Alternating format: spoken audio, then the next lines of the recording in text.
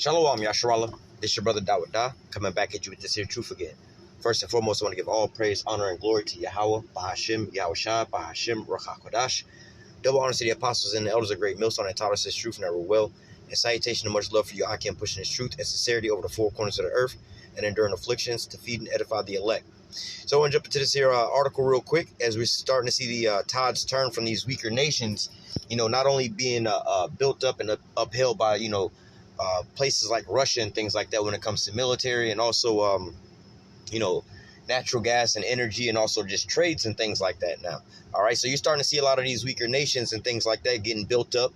All right. And in this case with Venezuela, we've seen since, Barack Obama was in office, them trying to continuously steal this here country and the resources there. And, because I believe that Venezuela has the world's largest oil reserves, underground that they can actually get to. But nevertheless, and this also falls in line with the scriptures about how Esau, the so-called white man goes inside these other countries and plunders these countries for what? The resources, all right, gathering all these people unto him.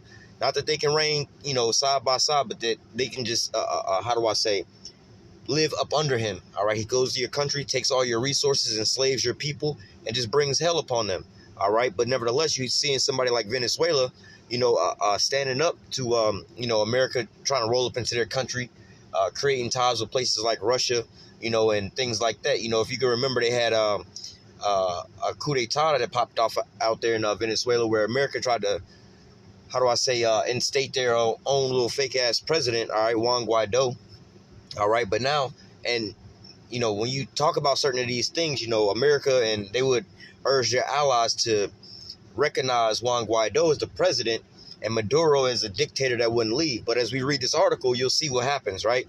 So it says Nicolas Maduro is right. It's possible to stand up to U.S. imperialism. With American hegemony finally on the decline, there's a real chance for Latin America to push for closer regional cooperation and to shake off the chains of imperialism once and for all. And, the American hegemony or their dominance, all right, over the whole earth, you're starting to see is fading, With their pullout of Afghanistan, people are looking at them, their allies are looking at them like, damn, you would just do us like this? And there's a lot more implications than just, because people just be like, oh, the pull out. But they don't understand it. Hey, man, for 20 years, they didn't have majority of their soldiers over there dying and stuff like that. Every time they drop bombs, they have to replenish them bombs and buy them from America, which is chipping at their economy and things like that. You can just imagine if you've been, for instance, somebody, how do they say, they contract you to build a house, right? And before they pay you to go get the supplies and everything like that, you be like, you know what, I'm going to front the bill. I'm going to go out of my own pocket, go get all the supplies and everything I need, to build your house, start building the house all the way up. The house is damn near finished. We're putting the final touches on, putting up your, your house number, the address on there. It's the final touches. And then the homeowner comes up and like, you know what, I found somebody else to do it cheaper. I'm not going to pay you for this. And, we're going to need you to demolish this here house. And you just spent all this money on resources, all this time building up this here house, blood, sweat, and tears. You got a crew of men out there that you were supposed to be paying to build this here house. And at the last minute, the person that contracted you out, like I said, you got the last little screw to put in. All right, the house is complete. You just got to throw down the welcome home mat, And he's like, you know what? Hey, we scrapped this whole project, tear this all down. So you spent all this money, blood, sweat, and tears to build this house just for him to pull out of the deal at the last minute and throw you under the bus. All right, you've wasted all this time and this money and energy. Same thing is with this pullout, man. It's, trying to sustain this constant building and war fighting machine, man, is costing these nations money. All right. And also with certain relationships. All right. Then they start, creating strife between their own allies and things like that, which is weakening this, the beast riding upon the horse situation. All right. It's, it's like you got an 8-legged spider, and then every once in a while, the spider keeps losing a leg. The first leg that it lose, it can still, maneuver almost just as well as it did with all 8 legs. But once you're down to one leg, man, it's going to be hard for you to get around. All right. But nevertheless, you also seeing, a lot of these other countries being, being built up and protected by Russia. So now they're able to start, lashing back at America. It says, now listen to this. It says in an address to the United Nations General Assembly, all right, at the UN, it says on Wednesday, Venezuelan President Nicolas Maduro. So now they're addressing him again as the president because he's actually the president of this nation. All right. But Beforehand, they would call him a dictator, but now, you know, hey, they say he's the president, and they're acknowledging him as the president now. All right, showing forth that America's mission, their coup d'etat, has failed. All right, it says Venezuelan President Nicolas Maduro condemned the United States' criminal sanctions against his country, as well as the ongoing embargo against Cuba. All right, and not only that, they standing up for their other brethren like that. You know, the other people that they just shit on left and right, left and right. We just had a situation in Cuba where they was like, oh, well, you know, shit's going awry in Cuba. And you had these Americans saying, oh, it's not because of the embargo. It's not because of the trade deals that America got on them. It's because of the dictator. Like, nah, bruh. These people is over there in the slums because y'all don't bring the, you know, y'all don't allow them to trade with nobody. They ain't even got to trade with America, but if they was to trade with other nations, then America put sanctions on them. All right, just like with Venezuela. They like, look, man, anybody buying oil from Venezuela, we're going to sanction your ass. All right, America's so damn dumb. They was like, we're going to sanction anybody buying Russian oil, Venezuelan oil, and things like that. So America was stuck in a hard spot. It was like, damn, because we actually get oil from Venezuela. We can't sanction our damn stuff, but we'll go and get oil from Russia and still sanction any of our allies that try to fuck with that Russian oil. And then that, what, Germany and them, they get upset. Like, how the hell you hypocrite tell us we going to get sanctions if we buy Russian oil, but because your greedy ass and put sanctions on Venezuela, then stopped your own self from eating, and then you going to go over here and get gas from Russia, but we can't, you know what I'm saying? Just putting, you know, and then they also have different, how do I say, not pacts, but different deals that they working out with one another. They're looking at Americans like, you know what? We're not really fucking with y'all no more, all right? So it says, let me go back up. It says, Nicolas Maduro condemned the United States' criminal sanctions against his country, as well as the ongoing embargo against Cuba, and called on the world to reject U.S. hegemony in favor of a multipolar world order. All right, and this is really crazy that they would say this. You know, a lot of countries have said things like this, but normally, you know, America and all their allies will get up and walk out. Like, you know, you had Ahmadinejad from Iran back in the day do this. You had, what's the boy's name? Damn, I can't think of his name. He was out in Venezuela beforehand, wound up saying the same thing, man. All right, but then they just walk out whenever they call out America for their BS. All right, it says, striking a defiant tone, Maduro said Venezuela this year would move from resistance to recovery and praised the ongoing dialogue with the opposition that is taking place in the Norwegian meditation.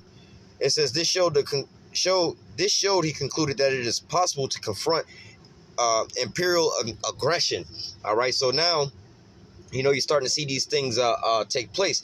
Now, you can read further down into this here article and things like that, but nevertheless, what they're speaking about is basically these quote-unquote Latin American countries deciding to go into a pact with one another and pretty much cut America out. You know, basically like how you have the EU, where they pretty much drop their borders. Instead of being small independent states, they move together as one big large state, all right, to make it better for them all. So, for instance, you wouldn't have somebody trading, like, let's say, for instance,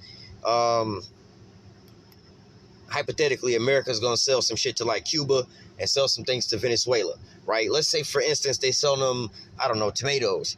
We're going to charge Venezuela $10 for tomatoes, and we're going to charge Cuba $25 for tomatoes. You see what I'm saying? But if they was in a pack together, they'd be like, well, you're just selling it to one big state, and then we'll just divvy it up from there.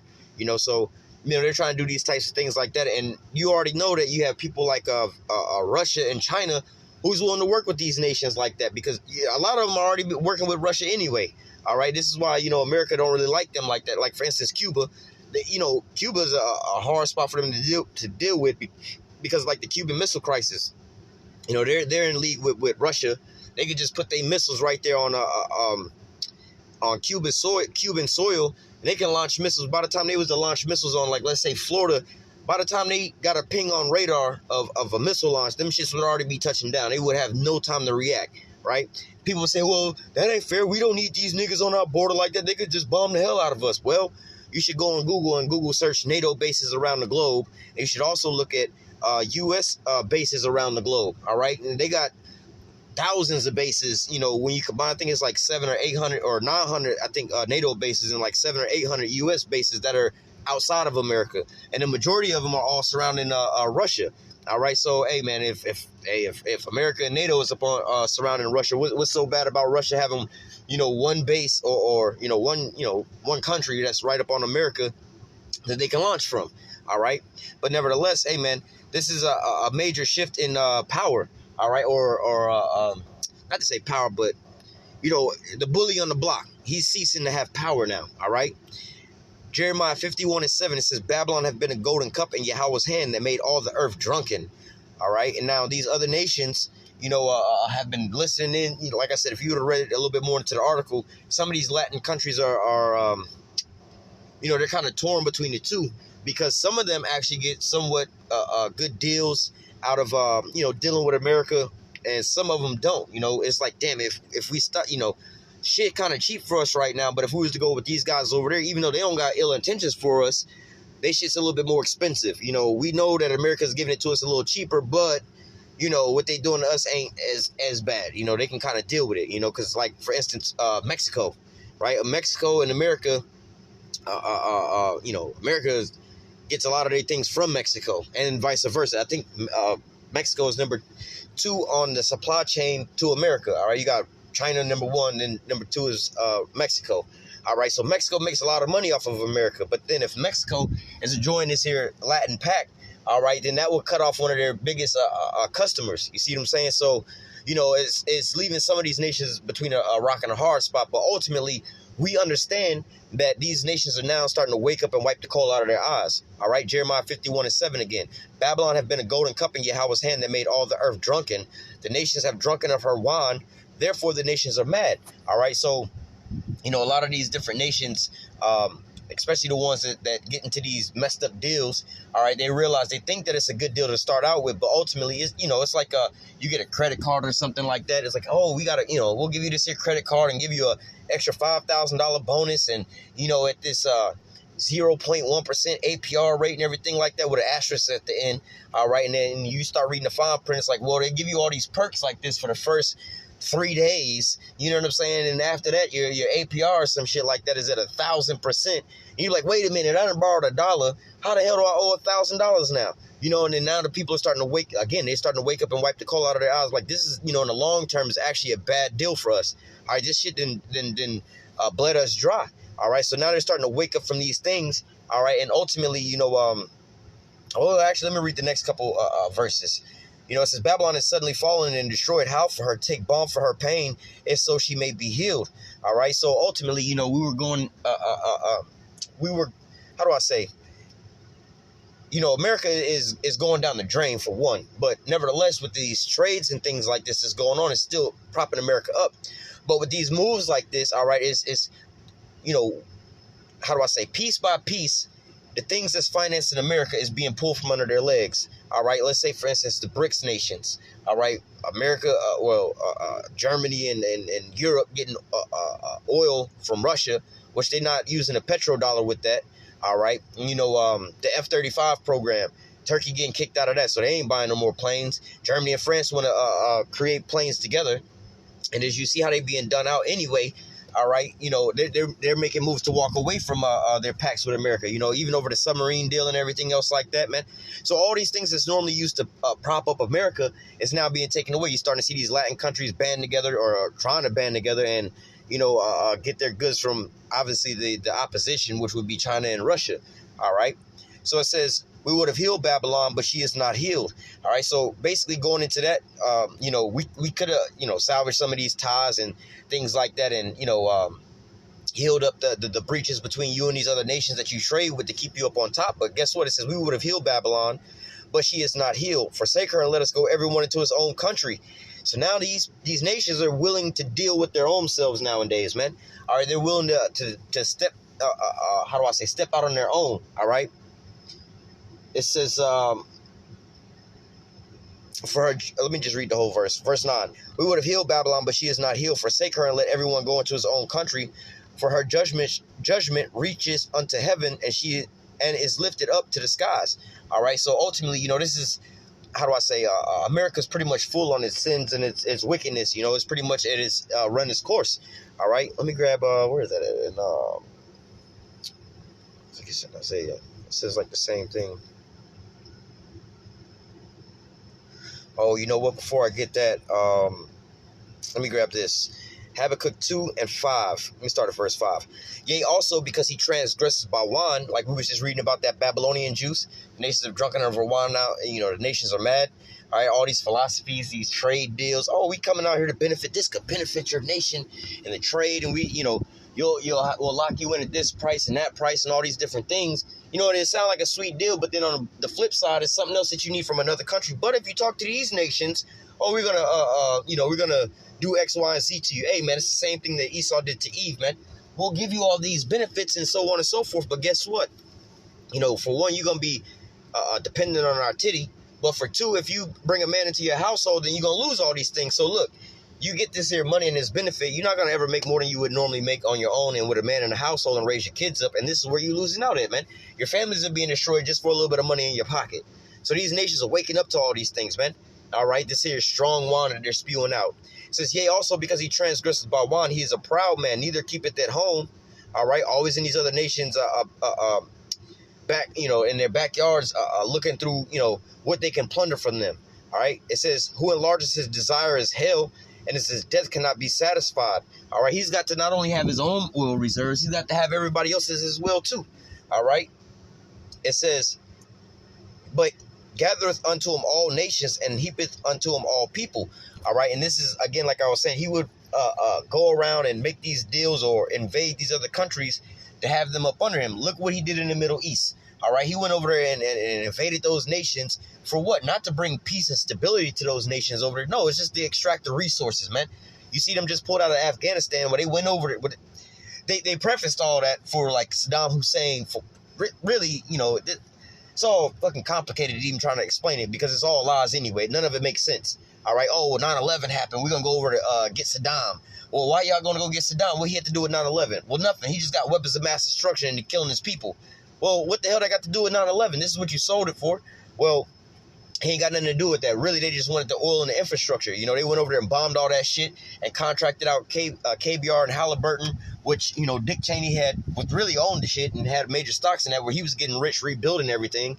All right. So, that was just putting money into their pockets, Afghanistan, they went over there. Oh, there's terrorists over here. We got to guard the poppy fields. For what? So you can take all the poppy plants and bring them over to America and how you say, manufacture it into opium and heroin and these little pills and shit. Now your kids is all strung out on the drugs.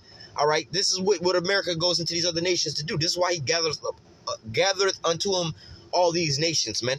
All right, Venezuela, again, we was telling you about the oil that they got over there, man. All right. Verse 6, shall not all these take up a parable against him, a taunting proverb against him, and say, woe to him that increaseth that which is not his? How long to him that lateth himself with thick clay? So, hey, now you just heard about that in this article about Maduro standing up for other countries like Cuba, all right, and Nicaragua and things like that. But yo, cuz, bro, how long you going to be plundering in these other nations, bro? How you going to keep going into these nations and putting sanctions on these folks and stuff like that, man? Starving these people out and everything else like that, man. All right, they just was condemning the hell out of America about their own allies was condemning America about the Afghanistan pullout job, man. Like, bro, you done spent trillions of dollars over here, and what did you walk out with? Nothing. You walked out with debt and death, all right, and a bad stain on your name, all right. But it's actually showing forth. How do I say? It's actually showing forth the real strength of America, man. It's really weak and feeble, all right. Verse 7: Shall they not rise up suddenly that shall bite thee, and awake that shall vex thee, and thou shalt be for booty unto them? So now, America's starting to look at these other nations who they really wouldn't even bat an eye at beforehand. All right, they're looking at these nations like, oh shit, and this nation is teaming up with this nation. For instance, Venezuela, when America was over there plundering and trying to steal Venezuela, setting up coups, they tried to go in with the quote unquote humanitarian aid through Colombia. And got ratted out on the video like, yo, nigga, this ain't humanitarian aid. These trucks is filled with soldiers, and they're being paid to overthrow, you done went and took some quote-unquote Venezuelans and dressed them up with the Colombian uniforms and sent them in as quote-unquote humanitarian aid. But it's a bunch of guns and bombs in there you trying to blow their ass up with, man. Create a coup d'etat, make it seem like it's these Venezuelans that's doing all this shit, man. You got caught with that, man. All right? What was the other situation they had? Oh, well, with the, how do I say, the S-300, they put it out there, man. All right, they was trying to go over there and plunder and everything else like that. Then all of a sudden they put the S-300 out there, put it into those things, man. You're getting caught up into your own traps, man. All right. So now all of a sudden these nations are standing up to you, and you know, America's forced to back off. All right.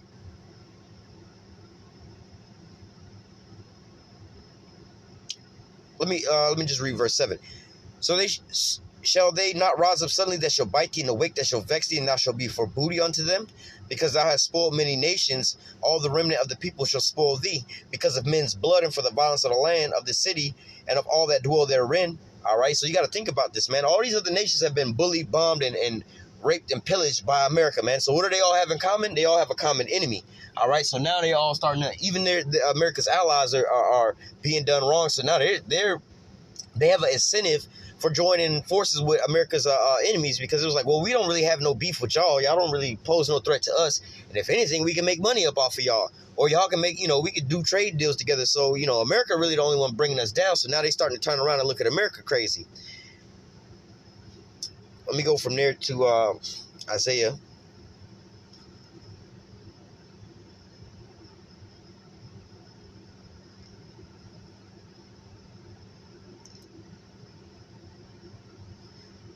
Isaiah 14, start at verse 4. Thou shalt take up this proverb against the king of Babylon and say, how has the oppressor ceased and the golden city ceased? All right, and this is where we at now. I'm like, damn, wait a minute. It's funny, man. Y'all used to just be able to roll up to somebody's borders, and them niggas is running. Them niggas is like, look, you can have the keys to the city. Here you go, bro. We out. But now you having, quote unquote, weak ass nations standing up to your ass, like, bring your ass over here if you want to, man. Bring it, like, again, Venezuela is a prime example, man. America could have, in the olden days, America could have just rolled up on Venezuela, bombed the shit out of them, and walked the fuck away. Nobody, that shit would have never pulled up on the news, man. Nobody would have ever said anything about. Do y'all remember when Maduro was making his speech and Barack Obama and them sent them damn drones over there and tried to blow his ass up with them drones? No, man. You don't really remember. It was on the news, but nevertheless, you know, hey, man, people were starting to condemn these things, but it was a quiet shout, all right? When they went over there and was trying to steal their gold and stuff like that, and Russia flew over there with their bombers, right, and loaded up their damn gold, because, see, Venezuela got a lot of their gold in the Bank of England, all right, and they wouldn't allow them to get their gold back, so the rest of the gold that they had, Russia flew one of their bombers over there, loaded the gold up on there, and flew the fuck out. What was America going to do? Shoot down a Russian plane? Then they got smoked with Russia. You see what I'm saying? Oh, you going to fly your plane over here and try to blow up these S-300s? Well, that's Russian equipment manned by Russian soldiers. What you going to do at this point in time, man? You about to bring the smoke from Russia? Hell no. All right, so you starting to see these different things take place to where now America, how does it say, they're losing their hegemony, their power grip on these other nations, their threat factor, more or less to say. Verse 5, Yahweh have broken the staff of the wicked and the scepter of the rulers. He who smote the people in wrath with a continual stroke. He that ruleth the nations in anger is persecuted and none hindereth. So now everybody walking away from America, ain't nobody feeling bad for America, man. They like, hey, man, fuck them niggas. Let them niggas drown out there in their own waste, you know? Let me jump down to... well, let me read 9 and 10. The point I wanted to read was verse 10. Isaiah 14 and 9, it says, hell from beneath is moved for thee to meet thee at thy coming. All right, so, hey, man, hey, you know what I mean? This is how it normally is when America roll up into your country, man. All right, they about to bring the pain, man. They about to, what they say, open up a can of whoop ass on your ass, man. It says, hell from beneath is moved to meet thee at thy coming. It stirreth up the dead for thee, even all the chief ones of the earth. All right, so, you know, going into these other nations. Listen to this. It has raised up from their thrones all the kings of the nations. And this is what America specializes in. It's called regime change. That's what they call it now, regime change, right? Or coup d'etats, you know, or, you know, a coup. That's short for coup d'etat, where they go in and whether they brainwash the people, that have the people so-called, or they stage it, they have the people sit there and condemn their leaders. Oh, they're killing us, they're starving us out, and this and that. They put the shit on TV, and then there's an outcry at the United Nations. So America step up as the so-called world police. Oh, we got to send humanitarian aid. We got to go send the UN peacekeeping troops. But then all you do is steal their country, man. This is all you do. Venezuela, prime example. Oh, he's starving out the people and everything else like that, and he's a dictator, evil guy. We got to go send, you know, Juan Guaido, or the elections, he done won. And like, bro, you interfering in the elections for one. You just set up this dude for two. The people don't really want this. They don't even know this nigga like that, man. They want Nicolas Maduro over there. He's not starving the people. Like, you can look at it in the sense like, oh, he's starving his people out if you don't know no better. Like, yeah, well, he ain't got enough money to really feed all. You got to understand the type of system they have to begin with, for one. They government pays for everybody. You know what I'm saying? I believe it's socialism, where they pay, like, it's top down. The government just pretty much pay for everybody. Everybody got, pretty much the same shit. However, where the government get their money from to be able to feed all these people, right? It's just like, I'm going to give you a prime example. It's me and my 20 kids, right? Now I got to go to work, get my paycheck, feed my family, right? And people looking at me, oh, you're a great father. You feed your kids and everything else like that, so on and so forth. Now, I go to work my little 80 hours and everything else like that. But then the boss decided to go on vacation and not write my check. You know what I'm saying? Now he gone for 6 months. And I can't get paid. I keep coming to work, but I can't get paid. I'm doing my part. I'm doing my job. But guess what? The boss man ain't writing my check. He just, fuck them niggas, man. I'm not going to, I'm too busy doing something else. And he'll get it however he want to get it. So now the neighbors is looking at me because now my kids getting all skinny and famished and they over here looking for food. Oh, he's a bad father. We got to call CPS. He's starving his kids out. He don't want to feed his kids and he's just a bad person. No, nigga, it's not that I'm a bad father. It's that this nigga don't want to write my paycheck. I went to work. I did my part. I did what I had to do. But, he's supposed to be giving me my paycheck. We need to talk to him about this, withholding my funds and everything. So this is the same thing you got going on. When you have sanctions on the state-run oil system that they have out there, where this is Venezuela's biggest export is their oil, right? Now, what's crazy is the headquarters for their state-run oil is I believe it's in Texas, in America, in the American borders. It's in Texas, and I think it's called like Citgo, under the name Citgo or whatever. But nevertheless, the money comes in, they can still sell their oil and everything like that. Well, they get sanctions for certain nations, but they can sell their oil, but the money has to come back in through America. Then they supposed to get their money from there, but then America is holding their funds, up. So what do you think is really going on here, man? They're not getting their paycheck to be able to feed their kids. So from the outside world, just people just, reading the headlines and eating up this here propaganda, drinking this Babylonian juice, yeah, it look like Maduro's starving out his people because he ain't really feeding them and things like that. There's a food shortage. They can't pay for this, can't pay for that. Well, when you got sanctions on them, you know what I'm saying, you're holding their money hostage, this is what happens. Just like Cuba. People look at Cuba like, oh, their government is the reason why, they so poor and they stuck in the 50s and things like that. Well, it is kind of the government's fault, but can you really blame the government because they don't want to bend over and let America bang them in the back door like that, man? Hell no. They really standing up for their people at whatever cost it has to be. Look, bro, we ain't gonna do that. Hey, man, we got prime examples of that in the scriptures, man. Shadrach, Meshach, and Abednego, Daniel. You know what I'm saying? Hey, look, man, do what you got to do, bro. We'll go in the lion's den. We'll go in the fiery furnace, but we're not going to bow down to your God, bro. We'd rather die off than be a little bitch-made ass nigga like y'all. And this is what these nations are doing, but it's really America being a damn devil to them, all right? Verse 10. All right, here's the point. All they shall speak and say unto thee, art thou become weak as we? Art thou become like unto us? All right, so now, you know what I'm saying? This is the point to where these different nations these weaker nations are able to start standing up and calling America out, man. Being able to talk dirty to them and say whatever they want to say to them and make deals with other people and not really be afraid of these sanctions, because guess what? They got a backdoor deal with these other nations that are a lot stronger than America. They don't really want the smoke. Again, another example, the S-300 in Venezuela. All right. Yeah, America could have easily went over there and blown up that S-300, but guess what? That ain't Venezuela's S-300. That's Russia's S-300. It's not Venezuelan troops that's fucking with that S-300. It's Russian troops. So you go over there and you bomb that S-300 if you want to, and you're going to have Russia at your door, man. All right? So, the tables are starting to turn, and you're starting to see America, their hegemony starting to weaken. All right? I'm going to go ahead and close out with that. Lord willing, and say, lest it was edifying unto the elect. Until next time, I say, call halal Yahweh, Bahashim Yahushai, Bahashim Rakakudash. Double honors to the apostles and the elders, the great millstone that taught us this truth, never will. And salutation and much love for you, Aki, and pushing the truth and sincerity over the four corners of the earth and enduring afflictions to feed and edify the elect. Until next time, I say stay strong. Shalom.